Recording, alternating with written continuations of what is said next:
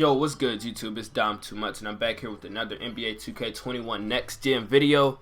And today we'll be going over what is the best finishing badges for your player. First, I will be talking about the guards, and then I will get into the bigs, because those badges differentiate from each other, because guards wouldn't be used in like back down Punisher and finishing badges and stuff like that. And also, bigs, you wouldn't really necessarily need Slithery or Acrobat. So I'll be kind of setting those up differently. But first we're going to get into the guards. But before we do, I just want to make sure you guys all have been plugged in with the news that I have just put out on my channel. Talked a lot about patch 4, talked a lot about 2K Mobile. If you haven't heard about that, you might want to go check out that video. And also drop a like, and let's get right into it. So the best badge in the game is obviously Posterizer. If you haven't known, Posterizer is the best badge in the game, because what do you see most of the time when you're playing Park? Contact dunks after contact dunk after contact dunk. This is the best badge in the game. It's no discussion of what can be like tied for this badge. No, this badge is undisputed the best finishing badge in the game. Because if you have contact dunks, then you're liable to win every time. If you can just dunk on somebody, you have a good chance of winning in this game. So with that being said, the next badge that I would say is the next best finisher badge is Slithery Finisher. But Slithery you don't really need on Hall of Fame. Sometimes I run mine on silver, and sometimes I run mine on gold just to be safe. But Slithery is a badge where it says that it helps you avoid contact, get into the rim and doing gathers and stuff like that. But for some reason, Slithery Finisher actually unlocks more contact dunks. I don't know if it's because you avoid contact on the dribble and then you get a contact dunk in the air. I don't know, but Slithery ever since 2K20 has been a badge that's increased your chance of getting a contact dunk. So say if you had 7 finishing badges, I would do Hall of Fame Posterizer and go Slithery. Moving on to the next badge, I would say Heat Seeker definitely will have to be a top 3 finishing badge in this game, just based off the fact that if you want to activate takeover as fast as possible and you have the badges to do so, you might as well put Heat Seeker all the way to Hall of Fame. Because as you know, in this last little hotfix they did, it wasn't a complete patch, but they patched special delivery and all the like boosting takeover badges that help you get takeover in less than 2 shots. So you need as much of a boost to takeover as you can. So Heat Seeker on Hall of Fame is definitely the way to go if you had 11 finishing badges. Next, for the 4th best finishing badge in the game, I would honestly have to give it to Acrobat. And I say this because if you don't have Acrobat on if you don't have it on at all, you cannot do reverse layups. I don't care if your layup is a 95. If you have a 99 driving layup, for some odd reason 2K doesn't allow you to unlock the ability to make driving reverse layups in this game. I've seen it firsthand where I've been wide open under the basket. I try to do a reverse, and I completely smoke it just because of the fact that I don't have on Acrobat. So if you're one of those players that like to be like finesse and you want to do Euro steps, you want to do switch up layups in the air, you want to do reverse layups, you will need Acrobat equipped. If you don't have it equipped, I'm sorry, but you're not hitting reverse layups. And also, if you have these two paired, that's even better, because now you're hitting contested reverse layups, which is definitely a good thing, because you need the boost that you can get with Acrobat. Because like I said, if you don't have it, you are not finishing reverse layups at all. Now for my 5th best finishing badge, I would have to say it has to be Fearless Finisher, just based off the fact that if you want to be able to convert contact layups, if you want to, like, say you don't get the contact dunk animation you want, you won't just be in the hole. You still have something to fall back on, because you can hit contact layups. If you have a high enough driving layup to get Fearless on Hall of Fame, I would definitely put it on Hall of Fame, just because it suits you in more situations.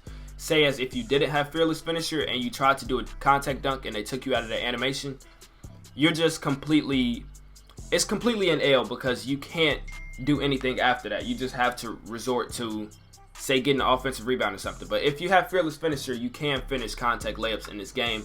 So I would have to put that as the 5th best finishing badge. I wouldn't put it over Acrobat, just because you don't want to come down the court looking to convert contact layups. You know what I'm saying?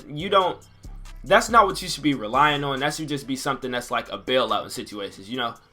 So yeah, that's my 5th best finishing badge. And then honorable mention, like badges that you don't need equipped. I would say you want to put on Lob City Finisher just on bronze to be safe, so you don't, you know, like just completely missing lobs and stuff like that.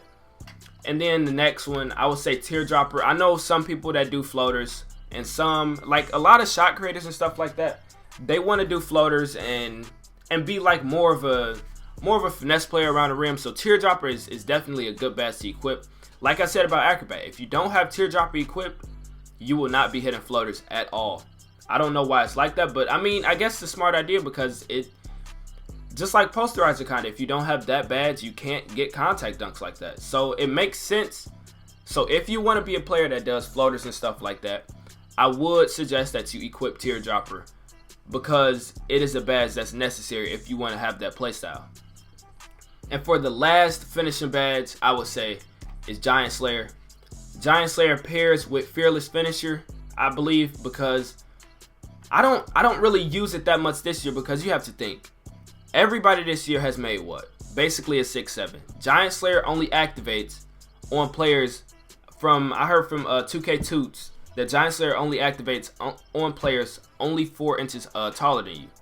So if you're, say if you're taking a layup over a 6-7, Giant Slayer doesn't activate because you guys are the same height. And you know everybody made 6-7s this year, so it's not that often that you would need this badge. But say you are going up against somebody that made a 6'11", or you're 6'5", and they made a 6'9", Giant Slayer would activate and allow you to hit, say, reverse layups or contact layups over them. So Giant Slayer would definitely have to be my last honorable mention for guards. Now let's get into the bigs. Bigs, I would still say you want to have Posterizer on Hall of Fame, just based off the fact you want to get standing contact dunks and maybe even some driving dunks, and sometimes you want to still get those contact dunks. So I would say Posterizer Hall of Fame is still the best finishing badge for bigs. Now next, I'm getting away from Slithery, but I will come back to it. The second best finishing badge for bigs is Hook Specialist. As you know, post hooks in this game are very glitchy. You just do one drop step, one post hook, no matter where you are.